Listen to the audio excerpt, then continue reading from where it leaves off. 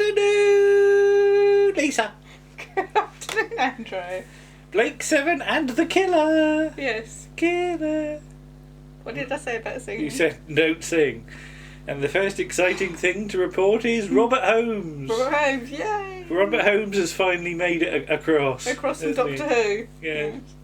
He's not very far across because No. he's just sort of up the And he's not done Doctor Who for a couple of years at this point. He's so. just not up the corridor. Well, it's early 78, so yeah. Early 78? Early 79 rather, so... It probably was filmed in 78. Yeah, but yeah, he's not long had Power of Kroll being Alright. transmitted. Mm-hmm. So, Yeah. It's longer than that. Yeah, but so the Liberator is by a planet, Yes. which turns out to be the planet Phosphoron. Yes. I don't know whether it's named after phosphorus, Maybe, yeah. but I wouldn't want to walk around in a planet made of phosphorus if that's true. And there are some new cozies on display, Yeah. aren't there? Callie's got a red Velvety thing. Yeah. Avon's got his leathery studded thing on. Yeah, Has he big had that on thing. before or not? I think so, yeah. Alright, Yeah. whatever. But Callie's operating the Etch-a-Sketch teleport thing, isn't she? Making the little light move up and down in a sort of wonky fashion. Avon and Villa get in the teleport, but they face away from her. Like they don't want to look at her. No. Like they're fed up. I don't know why. He says make it quick, so maybe they just don't have time to turn around. Yeah. Or they could have gone in backwards. And they teleport down onto some grass. Yes.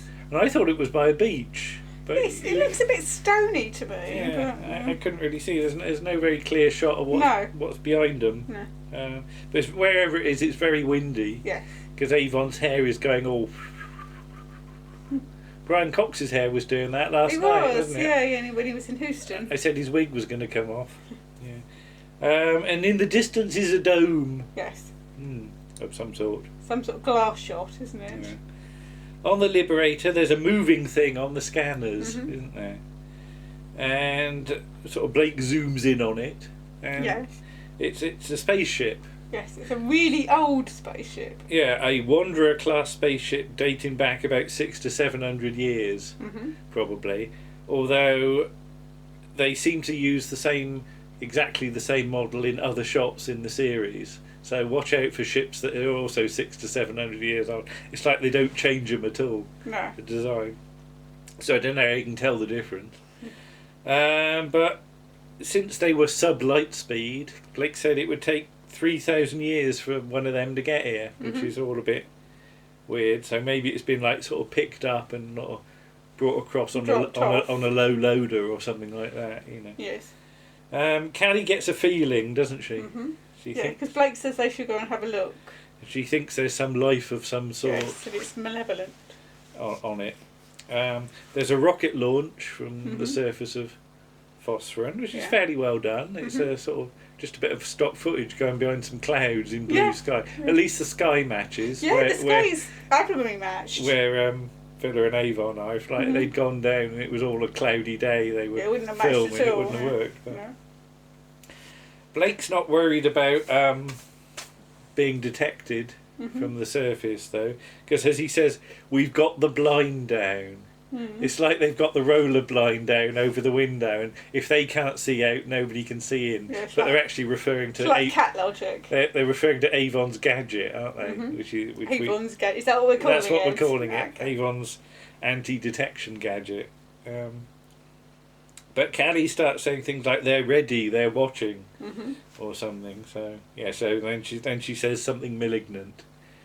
Then now this is very much Avon and Villa's sort of story, really, isn't it? Because Bob Holmes always used to You like to pair them up. Yeah.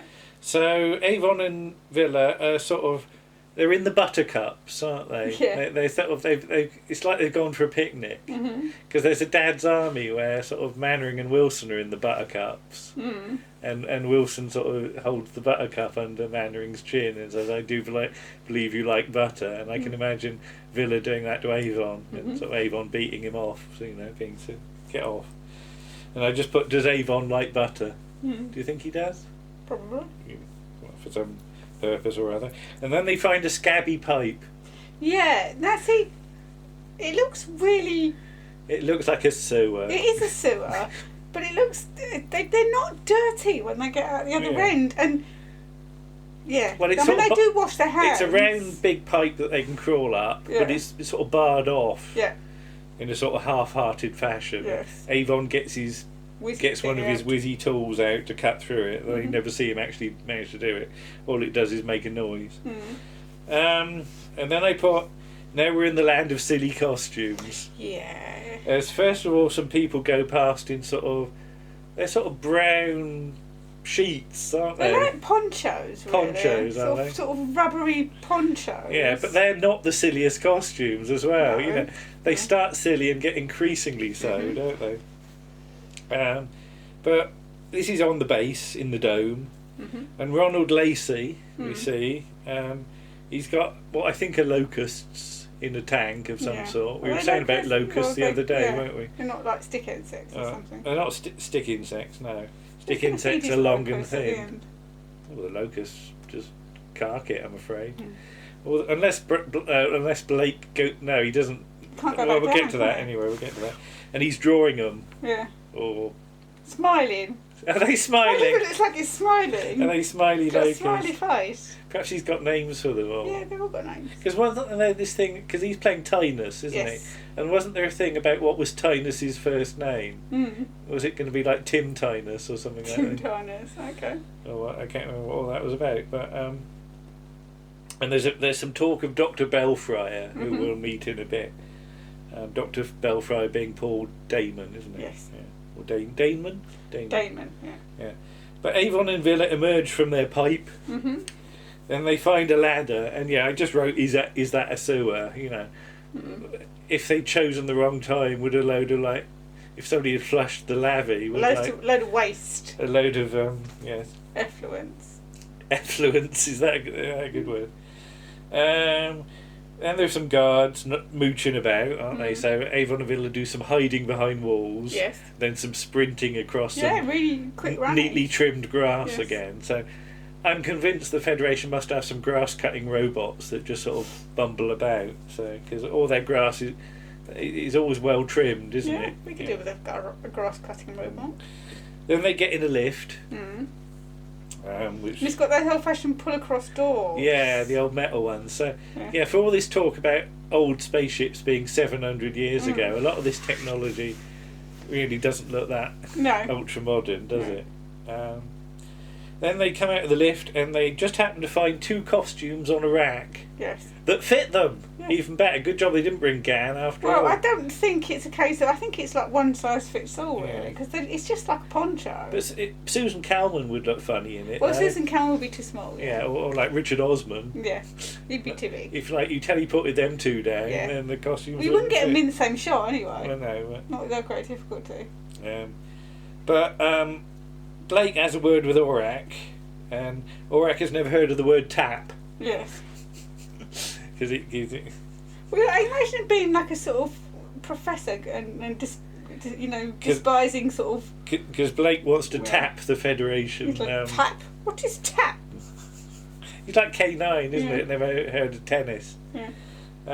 But what Blake is after is the histories of the Wanderer class craft. And he wonders about warning the base. Because although it's a Federation base, they are human. Yeah. Now we should point out that Callie gets to operate the teleport and be a bit sort of fluency, and that's about it. Jenna never makes it off the spaceship either. She just gets to sort of... Jenna just gets to sit on the spaceship. Gaze at Blake adoringly, doesn't she? Yeah. And that's about it. The women have nothing to do in this episode. No. So in this one, Avon does a lot of kicking doors open, doesn't he? Yeah. To make he can't just walk through the door. Yeah. Why does he kick every the door? He has to do like a sort of Hong Kong phooey on it. He does a good bit of darrowing through that door. So he kicks the door and says, "Hello, Tynus." And he says, "Cur Avon, it's you." And Avon says about how they come down in the teleport because it beats shuttles. There's a horrible orange chair in Tynus's room. Did you see? It's one of those. It's sort of like sculpted or moulded. It's so your legs go in the sort of hollows. but it can't be comfortable. He knows about the Liberator, and they've come for the pulse code crystal, because the Federation, remember last year they nicked that cipher thing. The cipher. Well, they've got a new pulse code now, the Federation has, which they need to break. So they need a TP crystal, which is presumably named after TP McKenna. Well, the Tomorrow People. Okay, could be, yeah. And luckily the base has got 2. It's got 1 and a spare, so they're after the spare. So if like Tynus helps them by arranging a malfunction, what they could do is nick a crystal, basically. And they don't mind nicking the original one. No. They don't mind used goods. Villa is amazed that Avon's got a friend. I don't know. Yeah, good. They were sort of colleagues in a fraud at some point, weren't they? So yeah, there's a message is beamed down. I like the fact it's beamed down and then just written on a piece of paper. Yeah. And it's really thin paper as well. It's like tracing paper. It's like tracing paper, because later on, Villa gets a bit of paper and it's really sort of flimsy. Yeah. But the beamed down message is transcribed onto a bit of paper and then taken to Dr. Belfry. Why they just couldn't email it to him, I don't know. But yeah, it's that not quite joined up thinking. Yeah. That, you know, they've got all this technology but still have to use HB pencils. You know. Meanwhile, Tynus sort of nips outside, outside his office, and flags a friend over to send a message to. Well, no, he's the one that's got brought in the message. Yeah, but he's got to send a message to Federation HQ as well. But he's going to take the message to Dr. Belfry, but he says send this one to as well. Yeah. But Villa's found the bottle of booze, and Tynus comes in and says about the message from the Liberator, sort of warning about hostile life on the ship. They talk about the anti-detection screen again. They didn't call it Avon's gadget then. No. But apparently Tynus... I keep wanting to say Timus, but that is the Tomorrow People, isn't it? Okay, yes.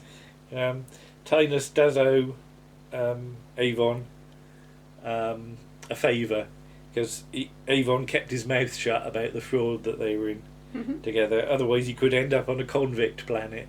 Okay. So yeah. So he's calling in the favour. So yeah, we get to see Paul Damon finally, and he's got a lovely sort of swoopy, cloaky arrangement thing. Yes. His sort of costume's got sort of tails, hasn't it?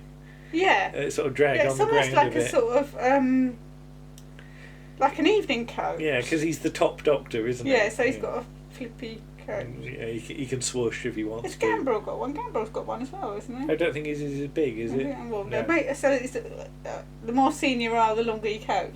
But he's sort of organising the sort of all the docking to the mystery spaceship, and he's going to sort of it's going to happen in 20 minutes. So he wants everything put in full quarantine. Tynus is still not keen on helping, but if the biggest thing they've got is fire hazards, isn't it? Because it's an oxygen-rich atmosphere. So if they set off a fire, all the guards would have to go to their fire drill positions. Yes. Which you never see. You never see. They don't have signs up. No. Because normally when you're somewhere, it would say your nearest fire point is position number 4, and there'd be a pointy arrow, in case you forgot which way to run. You know, and you're meant to have that, aren't you? Because I'm sure you've got signs up saying. Not fire points. No, we've got the fire exits, and where where do you assemble? Outside. Outside by the trolley bay. By the trolleys. Yeah, as far away from the building as we can get. All right. Yeah. We're supposed to tell everybody that. But. Yeah. But yeah, if there's a fire thing, they'd have 10 minutes sort of time alone with the crystal, wouldn't they? Villa says it's taking too long because apparently this would take about 10 hours to organise. Yeah. And Villa's rightly suspicious. But Jenna's worried more that somebody will come at her from behind the planet. That they could see people approaching, but somebody sort of snuck up in a spaceship, sort of ding ding ding ding ding, look round the planet, and then jump on them. They might surprise the Liberator. Yeah. But Aurak's got the blurb, hasn't he? And the spaceship is K-47, which went missing 700 years ago in the region of 61 Cygni. Now this is meant to be a sort of like a Bermuda Triangle of uncharted space, which is all very well, except I looked up 61 Cygni and it's only 11 light years away from the Earth. Okay. So the idea that that's uncharted is like if you lived in a town, if you call that the galaxy, and you hadn't charted your shed. Right. Your garden shed, basically. If there was a big zone at the end of your garden that you'd never been in, and that's what 11 light years is like compared to the galaxy. Okay. So, yeah. What was it? I like Blake's description about how there were 3-man crews, and it was like living in a pickle barrel. That's a very Robert Holmes line, isn't it? And I should point out that Killer was. When we did Ray Phase Shift tape zine all those years ago, I did review Killer as one of my first things that Doctor Who people wrote that wasn't Doctor Who. Okay. Because we did a lot of that, didn't we? We did. But yeah, then 4 Michelin men appear as 4 blokes in spacesuits that look just like Michelin men. Yeah. And did you notice what they've got on their gobs? They've got Airwick airball air fresheners. Remember those round things with like slots in that you'd have as air fresheners, big round ones? Yeah, I think so. Yeah. They'd be they're on their faces. Yeah. But these Michelin men spaceships are spacesuits are suspiciously like the ones used in the end titles of Come Back, Mrs. Noah. But it's a good job that it's all the 4 sort of crew are blokes. In fact, there don't seem to be any ladies on the you don't see any ladies. No. Because if it was a lady one of the Michelin Man and it was consistent with the Come Back Mrs. Noah universe, the ladies ones would have to have skirts and little pink bows on their helmets, which is what Mrs. Noah's got. Yeah. And I think, because this is June Hudson again, isn't it? And I think it would be funny if she just put the Mrs. Noah one in the corner for ladies, just you don't need to see anybody in it, just see it hanging up on a rack with a little pink bow on. No? Alright, okay. But Blake goes down and he manages to land in the corridor where the sort of exhaust fumes of the landing spaceship are, aren't they? Yeah. And he just does a load of coughing in a corridor, I thought. They see him on the screen and sort of pull him out or tell him to get out. There's a door there, get out, basically. Then the 4 Michelin men investigate the spaceship and they're terribly well spoken, aren't they? Yes. And every time they speak there's a beep. And they just say, watch it, beep. My God, beep. We found a body, beep. But yeah, so Blake says he's teleported here to Dr. Belfryer. He hands over the service history of the ship, again on a bit of paper. It's like he's written it on the back of his shopping list, isn't it? He says, I'm a political criminal, but Belfryer says, Belfryer's there with his mate Gambrel, isn't he? His assistant. He says, we're absent-minded scientists and I've forgotten your name already. That's actually a bit of a dark joke, being absent-minded, considering the way things go. Blake says, one of my crew's a telepath, so just be careful. Then Villa and Tynus and Avon put on their eye shades and go in the computer room, and it's got some sort of weird tinsely bit down here, isn't it? Covering their mouths, which I didn't quite understand. And the room is extremely overlit, isn't it? Overlit and loud. Yeah. And Avon sort of goes to the front of the room and where there's some desk and knocks something off. I don't know what it is. No. It's the bloke's carton of juice or something. Like a pencil. Yeah.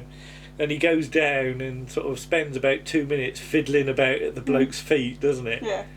And the bloke gets up to have a look, but Tynus tells him to sit down again, doesn't he? Yeah. Message! There's a message! Deal with it. He's rightly... Because Avon's sort of looking at the gubbins, isn't he? And under the desk. And then they go back to Tynus's sort of room, which has got a silly revolving door, isn't it? It's just like a wooden flat that goes round. It is like something off of like the Generation game or 3-2-1, isn't it? But Avon says he needs more than 10 minutes to deal with it. Presumably it's got some difficult screws or something on the end. He should have brought his Phillips screwdriver or something. He's probably going to have to undo it with his fingernail or something. But then enter Maurice Barry doing some of his acting. Yes. He's in the sort of autopsy. He's going to do the autopsy on the body, isn't he? And he's got some silly chemistry flasks in the background. You don't really see them, but yeah, I spotted them. And it's an observation room, so you can sit outside and watch through the screen.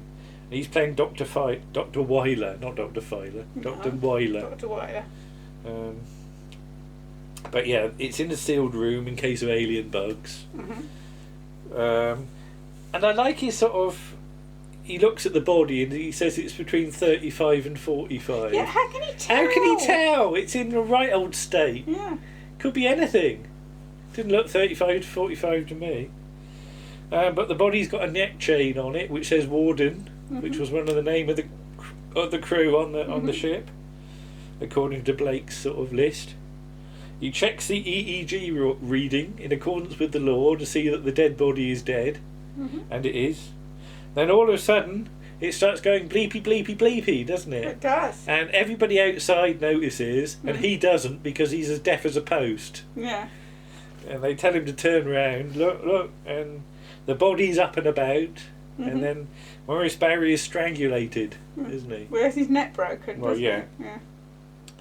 And then everybody that's outside rushes in to help him. Yeah, so much for a sealed atmosphere. Yeah, immediately breaking the seal. Yeah, because the whole idea But that's is... the point, yeah. But yeah, that that's is the point. But even so, Yeah, you'd still... you know. Wouldn't you still be thinking, Are we allowed in? Yeah.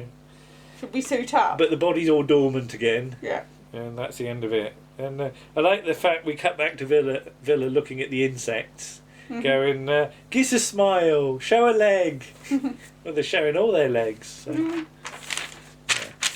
But yeah, Villa's distracted by the thing, and you can tell again more sort of Robert Holmesy dialogue as Avon says that like if he got crisped. If he got burnt up by the voltage and he made a mistake, it would be enough to put in a sandwich. He wouldn't fit into a sandwich.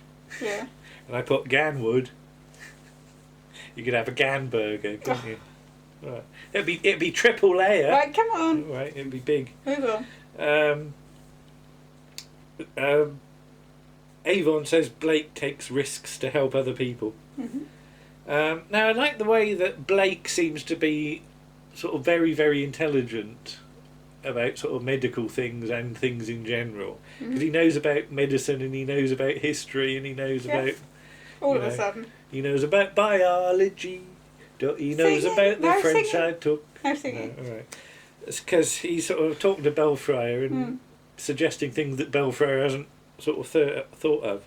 And he says sort of was the body adapted with a cybernetic implant? Because there's signs of an operation, isn't there? So. And was it programmed to do that? Basically. The two technicians that rushed in are taken ill. They go all vague and then have convulsions and they die within a couple of minutes, don't they? Then three more men show signs of infection. Yeah, suddenly we've turned into survivors. Yeah, and Robert Holmes is writing survivors in 15 minutes, isn't he? So the whole sick bay has to go into isolation. But from Avon and Villa's point of view, this could be useful because everybody's going to be distracted, aren't they? Tynus has set up a thermal explosive pack. I don't know where he got that from. Under his pillow or something, you know. Where'd you get one of those from? But it goes off, boom, and then it seems to keep going off. It goes off about 8 times, doesn't it? Then the fire alarm goes off. Well, it doesn't actually. A guard comes along and switches it on. It doesn't go off automatically. It hasn't got a smoke detector. In the background, it sounds like the guards are having a riot because there's a lot of there's a load of noise, load of rhubarbing going on. Yeah, too much really for the amount of people there should be. Then the silly costumes get even sillier as some fire extinguishing turtles run into shot, don't they? This is like the Teenage Mutant fire extinguishing turtles. Yeah, they got those sort of I think actually that's just a 70s thing, because I think in the They're Tower like of Inferno they wear those sort They of... got round flat things on their back, isn't it? Yeah. You know. Not the round flat things, but they have the face cover, because there's a bit where Steve McQueen has to go past some fire. Then does the guard feel empty, because he seems to slump over and they go and have a look at him? I think he's just got smoking inhalation, isn't he? Yeah.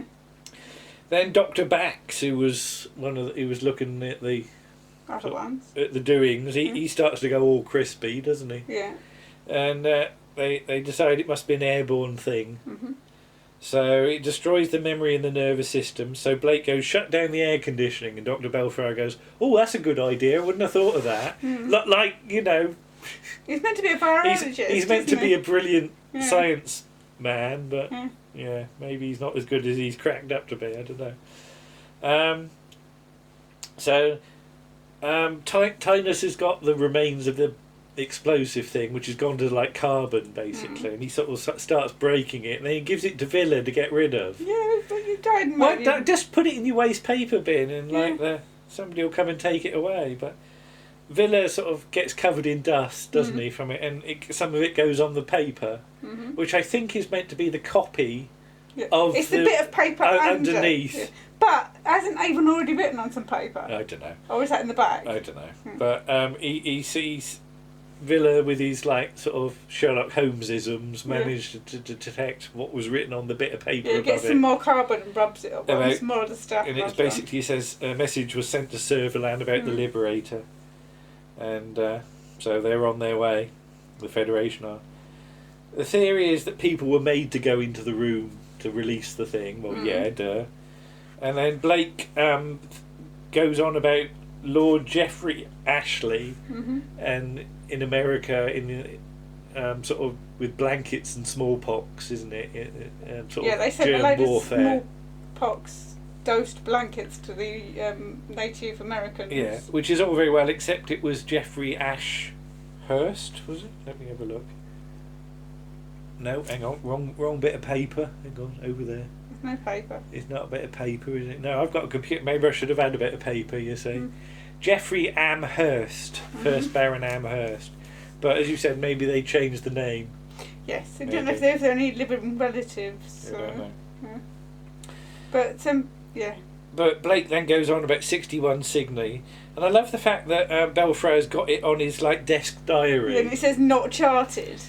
Yeah, again, he says, can I look at your star charts? So I was expecting him to look on a screen. Yeah, and he's holding a little book. But it's one of those, like, tear-off things like you've got over there for, like, a day, you know, you get a picture every day. And it just says in a big circle, not charted. So, yeah. So Blake theorises there's an alien civilization there or something. Meanwhile, all the computers go down through the fire. So,